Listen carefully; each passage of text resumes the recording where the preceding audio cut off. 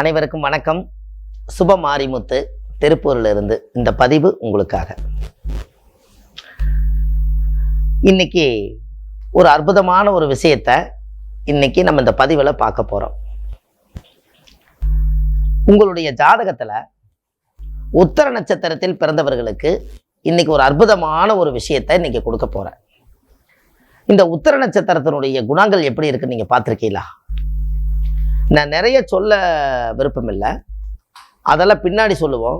மெயினான விஷயத்துக்குள்ள தான் போகிறோம். இந்த உத்தர நட்சத்திரக்காரர்களுக்கு மனசுல நினைப்பாங்க, நினைக்கிறது ஒன்று நடக்கிறது ஒன்றா இருக்கு. யாராவது ஒருத்தரை நினைச்சிருச்சுன்னா அவங்கள பற்றி அவங்களுக்குள்ளேயே ஒரு எதிரியை வளர்த்திக்குவாங்க. அவங்கள கோபமாகவே இருப்பாங்க. நம்மளை இப்படி பண்ணி போட்டாங்களே, இப்படி பண்ணிட்டாங்களேன்னு அந்த ஒரு யதார்த்தம் இருக்கு அவங்ககிட்ட. அவங்களா வந்து பேசி சரி பண்ண வரைக்கும் இந்த உத்தர நட்சத்திரம் உத்தரவாதம் கொடுத்ததுலேருந்து வெளியே வரவே வராது. அப்போ அவங்களுடைய குடும்பத்தில் பாருங்க, ரொம்ப கஷ்டமான வறுமையான குடும்பத்திலேருந்து வாழ்ந்து வந்திருப்பாங்க. அவங்களுடைய அனுகூலம் இதெல்லாம் பார்த்தோம்னா எத்தனையோ கஷ்டத்தை எல்லாம் தாண்டி கடனை உடனே வாங்கி வாழ்க்கையில் கொஞ்சம் கொஞ்சமாக வைத்த கழுவி கொஞ்சம் கொஞ்சமாக வாழ்க்கையில் மேலுக்கு வர்ற மாதிரி இருக்கக்கூடிய நட்சத்திரம் தான் உத்தரம். அவங்களுடைய தாய் தந்தைகள் பிறந்தது ஒரு இடம், வளர்ந்தது ஒரு இடம், இருக்கிறது ஒரு இடமா இருக்குது. ஏன்னா உத்தர நட்சத்திரம் என்பது உடைபட்ட நட்சத்திரம், முழு நட்சத்திரம் கிடையாது. அங்கே ஒரு கால் இங்கே ஒரு கால். அப்போது இந்த உத்தர நட்சத்திரத்தினுடைய அனுகிரகம், இதிலிருந்து நம்ம தெய்வங்கள் ஏதாவது ஒரு நல்லது செய்யணும் அல்லவா? அவங்களோட வாழ்க்கையில் ஒரு நிறைய மாற்றங்கள் ஏற்படும். 23 வயசுக்கு மேலே தான் அவங்களோட வாழ்க்கையில் ஒரு நல்லதே நடக்கும். அது வரைக்கும் அது கஷ்டப்பட்டு தான் ஆகணும். ஏன் ஒன்றுமே பண்ண முடியாது அவங்களால. என்னென்னமோ படிப்பு கல்வி அப்படித்தான். ஆதியில் வந்த கல்வி பாதியிலே மங்கிரும். சின்ன வயசுலேயே கஷ்டப்பட்டு சின்ன வயசுலேயே அதுக்குண்டான வேலைகள் எல்லாம் அவங்க வாழ்க்கையில் எல்லாத்துலேயுமே தடுமாறி அவங்களோட படிப்பு இருக்கும். கஷ்டப்பட்டு படிச்சிருப்பாங்க. கஷ்டப்பட்டு படிச்சும் கூட ஒரு சரியான ஒரு தொழில் அமையிலையே, சரியான ஒரு இது அமையிலையே அப்படின்னு ஒரு குழப்பம் அவங்களுக்குள்ள இருக்கு. அவங்கள கூட பிறந்ததெல்லாம் பார்த்தீங்கன்னா எல்லாரும் வாழ்க்கையில் முன்னுக்கு வரணும்னு சொல்லி ஒரு தவிச்சு போய் உத்தர நட்சத்திரம் என்ன பண்ணுறதே தெரியாமல் பல குழப்பங்களை உண்டு பண்ணும். ஐயப்பன் பிறந்த நட்சத்திரம் உத்தர நட்சத்திரம். அப்போது இந்த உத்தர நட்சத்திரக்காரர்கள் எந்த நட்சத்திரக்காரை பிடிச்சா அவங்க வாழ்க்கையில மேலுக்கு வரலாம் அப்படின்னா, அனுச நட்சத்திரத்துல யார் பிறந்திருக்கிறாங்களோ அவங்களுடைய அமைப்பு இவங்களுக்கு கிடைச்சிருச்சுன்னா வாழ்க்கை ரொம்ப நல்லா இருக்கும். அனுச நட்சத்திரம் தான் அவங்க வாழ்க்கையில ஒரு பெரிய மாற்றம். உத்தர நட்சத்திரத்துக்கு அனுச நட்சத்திரம் தான் அவங்களை கட்டுப்படுத்தக்கூடிய நட்சத்திரம். அவ்வளவு சீக்கிரம் அந்த அனுச நட்சத்திரம் நம்மளுக்கு கிடைக்காது. அந்த அனுச நட்சத்திரக்காருடைய பேச்சை கேட்டவங்க அவங்க பெரிய ஆள் ஆயிடுவாங்க. ஆனால் அனுசம் அவ்வளோ சீக்கிரம் கிடைக்காது. இப்படியெல்லாம் தெய்வங்களுடைய நட்சத்திரங்கள், தெய்வீகமான நட்சத்திரம், தெய்வ அனுகூல நட்சத்திரம் அது. இந்த நட்சத்திரக்காரை பிடிச்சி நீங்கள் மேலே போனீங்கன்னா வாழ்க்கை ரொம்ப பிரமாதமாக இருக்கும். ஒரு புத்தி, அறிவு, கல்வி, ஞானம் எல்லாமே உத்தர நட்சத்திரத்துக்கு, அனுச நட்சத்திரமே அதுக்கு ஒரு பெரிய தெய்வ அனுகூலம். பெரிய பெரிய மாற்றங்கள், பெரிய பெரிய இடமாற்றங்கள். ஒரு இடம் விட்டு இன்னொரு இடம் போய் அவங்க தொழில் பண்ணி அவங்க வாழ்க்கையில் நல்லா இருப்பாங்க. பிறந்த ஊரை விட்டு இன்னொரு ஊர் போனால் தான் அவங்க நல்லா இருப்பாங்க. அப்போ அந்த ஜாதகத்துல உத்தர நட்சத்திரக்காரு அவங்களுடைய குணங்களே யாருக்கு உத்தரவாதம் தர மாட்டாங்க. அப்படி உத்தரவாதம் அவங்க கொடுத்துட்டாங்கன்னா அதை காப்பாற்றுவாங்க. அவ்வளோ சுலபமாக உத்தரத்துக்கிட்டையும் வந்து நல்ல வாக்கு வாங்க முடியாது. அமைதி, பொறுமை, நிதானம் எல்லாமே இருக்கும். ஆனால் எதுலேயே ஒரு ஏமாற்றம் மட்டும் அவங்க வாழ்க்கையில் கொஞ்சம் அதிகமாக இருக்கும். இது உடைபட்ட நட்சத்திரமாக இருக்கிறதுனால இதுவா அதுவான்னு தெரியாமல் குழம்பி கடைசியில் அது தோத்துரும். அதனால அனுச நட்சத்திரக்காரை பிடிச்சிட்டா வாழ்க்கையில் ஜெயிச்சிடும். இந்த அனுச நட்சத்திரம் எதுக்குன்னு கேட்டால் தெய்வ அனுகூல நட்சத்திரம் அது. அந்த தெய்வ அனுகூல நட்சத்திரம் இருப்பதனால ஒரு நல்ல ஒரு சிறப்பாக அப்படியே ஒரு அன்னம் போல நடந்து அவங்க வாழ்க்கையில் ஒரு பொறுமையாக வாழக்கூடிய நட்சத்திரம் அது. அவங்க வாழ்க்கையில் எது நல்ல விதமாக நடக்கும் அப்படின்னு ஒரு கேள்விக்குறி இருந்துக்கிட்டே இருக்கும். எதுதான் நல்லது நடக்கும் நம்மளுக்கு? எப்போத்தான் நம்ம வாழ்க்கையில் முன்னுக்கு வருவோம்? எந்த உழைப்பில் கொண்டு போய் நம்ம உடம்பை செலுத்துறது? எதில் கொண்டு போய் நம்ம மனசை செலுத்துறது? இப்படி எல்லாம் அவங்களுக்குள்ள மைண்டு ஓடிக்கிட்டே இருக்கு. அப்போது அனுச நட்சத்திரக்கார அவங்க லைஃப்பில் ஒரு லைஃப் பார்ட்னரோ தொழில் பார்ட்னரோ இப்படி ஏதாவது ஒரு வழியில் அவங்க வந்து உள்ளே வந்துட்டா அவங்க அந்த நட்சத்திரத்தினால இவங்களுடைய வாழ்வாதாரம் நல்லா இருக்கும். இதெல்லாம் பாருங்க, இப்படியெல்லாம் ஒரு ரகசியம் இருக்கு. அவங்க நட்சத்திரத்துக்கு அவங்க தான். அப்போ கண்டிப்பாக அனுச நட்சத்திரம், உங்களுக்கு அனுசம்னா என்னன்னு தெரியுமா? இந்த அனுச நட்சத்திரத்தினுடைய அமைப்பு என்னன்னு உங்களுக்கு தெரியுமா? அனுசத்தை இப்போ சொல்ல வேண்டிய நேரம் தான். அனுசம்னா பனை மரம்.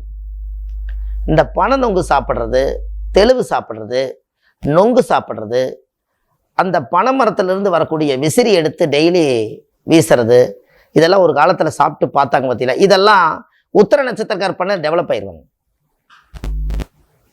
உங்களுக்கு ஒன்று தெரியுமா? உத்திர நட்சத்திரத்தில் பிறந்தவங்க பனையோலை, பனைமரம் எல்லாம் பனைமரத்தில் கிடைக்கிற பொருள் எல்லாம் நல்லா இருக்குன்னு சொன்னால், இப்போ பனை ஓலையில் கூரைச்சாலையில் வீடு இருக்கிறவங்க எவ்வளோ சுகமாக வாழுவாங்க. எல்லாமே அதில் வந்துடுமா? பனை மரம், பனை சட்டம், அந்த பனை மரம், ஓலை, அதில் இருக்கிற நார். அப்போ ஒரு சின்ன ஒரு குடிசையாவது நம்ம போடணும் அல்லவா வாழ்க்கையில்?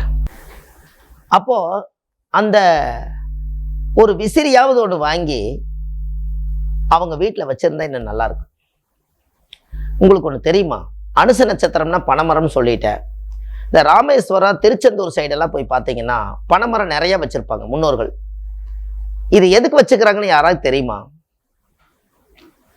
சூறாவளி காற்று வந்துச்சுன்னா அந்த காற்று வந்து கண்ணுக்கு தெரியாத காற்றா இருக்கிறதுனால அந்த பனைமரத்தில் இருக்கக்கூடிய அந்த ஈக்கி அந்த காற்றுல போய் அடித்து உடஞ்சி அந்த காற்றோட காற்றா சூறாவளி காற்று அப்படியே அங்கேயே நின்று கிராமங்கள் தப்பிச்சுக்கும். அதுக்காக பனைமரத்தை கொண்டு போய் முன்னோர்கள் வச்சுருக்காங்க.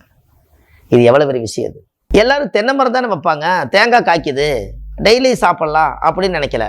அந்த பனைமரத்தை வச்சுக்கிறதுக்கு காரணம் என்னென்னால் அதில் இருக்கக்கூடிய அந்த ஈக்கி சூரி கத்தி மாதிரி இருக்கும். அப்போ பெரிய சூறாவளி காற்றுகள்லாம் கப்பல் துறைமுகத்துக்கிட்டலாம் பார்த்தீங்கன்னா காற்றுகள் வந்து அடிக்கும்போது அந்த காற்றை உடைக்கக்கூடிய நட்சத்திரம் அந்த அனுசமே. அதனால உங்களுக்கு ஒன்று தெரியுமா? அனுச நட்சத்திரக்கார பஞ்சாயத்து கூட்டி போனீங்கன்னா 2 பக்கமே மனசு கஷ்டப்படுத்தாமல் அந்த பஞ்சாயத்தை முடிச்சு கொடுத்துருவார். ஏன்னா அதுதான் பெரிய ஒரு உயரவே கொள்ளக்கூடிய காற்றவே வந்து டெம்பரேஷன் பண்ணி சமப்படுத்துதே. அப்போ வாழ்க்கையை சமப்படுத்தி இப்படித்தான் போய் வாழணும்னு சொல்லி அவங்களுக்கு அந்த புத்தி இருக்கும். அப்பேற்பட்ட நட்சத்திரம் தான் உத்திர நட்சத்திரக்காருக்கு யோகம். அது இப்போ யோகமான நட்சத்திரம் அல்லவா? அதிர்ஷ்ட நட்சத்திரங்கிறது வாழ்க்கையில் கிடைக்குங்களா? அதனால தான் அதிர்ஷ்டம்னு அதுக்கு பேர் வந்தது. உத்திர நட்சத்திரக்காரர்களுக்கு யோகம். உத்திர நட்சத்திரம் ஐயப்பன் பிறந்தது. ஒரு நாளாவது ஐயப்பன் கோயிலில் போய் சந்தனம் வாங்கி கழுத்தில் பூசிட்டு நெத்தியில் பூசிட்டு வந்தாலே அந்த உத்திர நட்சத்திரக்காரர் நல்லா இருப்பாங்க. ஒரு சாகாத வரம் பெற்றவர் சபரிமலை ஐயப்பன் சனிக்கிழமை கருப்பு நிறம், கருப்பு வேஷ்டி, கருப்பு துண்டு எல்லாமே வருதா? அதனால சனிக்கிழமை அன்னைக்கு ஐயப்பனை போய் பார்த்துட்டு வந்தா ரொம்ப சிறப்பு. சாமி மேலே போட்ட சந்தனத்தை எடுத்து நெத்தியில் வச்சா அதோட சக்தி நம்ம உடம்புல கொஞ்சமாவது ஒரு பாயிண்ட் வரும். உத்திர நட்சத்திரக்காரர்களுக்கு அனுச நட்சத்திரம் இது எவ்வளோ பெரிய விஷயம்னு பாருங்க. இதில் இன்னொரு விஷயம் சொல்கிறேன். அனுச நட்சத்திரத்தில் அனுச நட்சத்திரம் பிறந்துக்கிறவங்க சனி திசையில் பிறப்பாங்க. சனினா கருப்பு. உத்திர நட்சத்திரத்தில் ஐயப்பன் பிறந்தார், அவரோட வேட்டி கருப்பு. கரெக்டாக மேட்ச் ஆகுதான்? இதெல்லாம் முன்னோர்கள் அந்த காலத்தில் எப்படி ரகசியமாக வச்சுக்கிறாங்க பாரு. இதெல்லாம் உலகத்துக்கு இன்னைக்கு நம்ம வந்து ஞானம். இது எந்த புக்கை பார்த்து வரல, இது யார் எப்படி சொல்லி கொடுக்குறாங்கன்னு தெரியும். என்னமோ நம்மளோட பெற்ற தாய் தந்தைகளுக்கு இந்த நேரத்தில் ஈன்றெடுத்த தாய்களுக்கு ஒரு பெரிய நன்றி. இது எங்கேயோ இருந்து வருது. பிரபஞ்சம் நம்மளுக்கு கொடுக்குது, நான் உலகத்துக்கு கொடுக்குறேன். இதை நாம் எடுத்துகிட்டு போக முடியாது. ஒரு பெரிய ஒரு சக்தி, ஒரு ஜோதிடராக இருந்து ஒரு ஞான சக்தியால் பேசக்கூடிய இறைவன் நம்மளுக்கு ஏதோ ஒரு கொஞ்சம் கொடுத்ததுனால இன்னைக்கு மக்கள் முன்னாடி இந்த இடத்துல இப்படி நிற்கிறேன். கற்றோருக்கு சென்ற இடமெல்லாம் சிறப்புன்னாங்க. கையில் எந்த பொதுமே இல்லை. நம்ம வாட்டுக்கு போகிறோம், 4 வாக்கு சொல்கிறோம், உண்மையை சொல்கிறோம், இருக்கிற விஷயத்தை ஆராய்ச்சி பண்ணி மக்களை காப்பாற்றுறதுக்கு இது ஒரு ஜோதிடம் கண்டிப்பாக தேவை. ஜோதிடம் என்பது ஜோதிடம் பார்க்க வருபவர்களுக்கு, ஒரு இருட்டில் நடந்து வருபவர்களுக்கு ஒரு ராந்தல் லைட்டை கையில் கொடுத்து தாட்டி விடுறோம், எந்த பக்கம் விழுகாமல் வீடு போய் சேருங்க. அப்பேற்பட்ட நட்சத்திரம் ஒரு சிறப்பான நட்சத்திரம். இந்த உத்திர நட்சத்திரத்துக்கு அனுச நட்சத்திரம் பார்த்தீங்கன்னா என்ன ஒரு மகிமை! அப்போ இதையெல்லாம் நீங்கள் உங்கள் வாழ்க்கையில் நீங்கள் கண்டிப்பாக இதெல்லாம் நீங்கள் தெரிஞ்சுக்கணும். கண்டிப்பாக இந்த ஆலய வழிபாட்டுகளுக்கெல்லாம் நீங்கள் போயிட்டு வாங்க. இந்த உத்திர நட்சத்திரம் பிறந்துக்கிறவங்க நிறைய பேருக்கு இதை ஷேர் பண்ணுங்கள். உங்களை போல் எத்தனையோ பேர் கஷ்டப்பட்டுட்டு இருப்பாங்க, அவங்களுக்கு இது தெரியாமலே போயிடும்.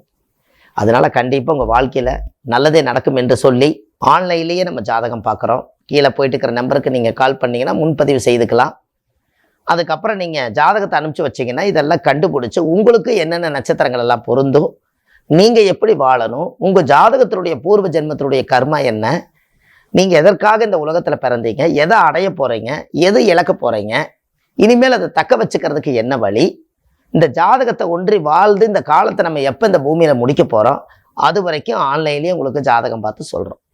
இந்த பதிவெல்லாம் கேட்டு அடுத்த பதிவில் உங்களை நான் சந்திக்கிறேன் என்று சொல்லி உங்களிடமிருந்து விடைபெறுகிறேன். அன்பான சுப மாரிமுத்து. நன்றி, வணக்கம்.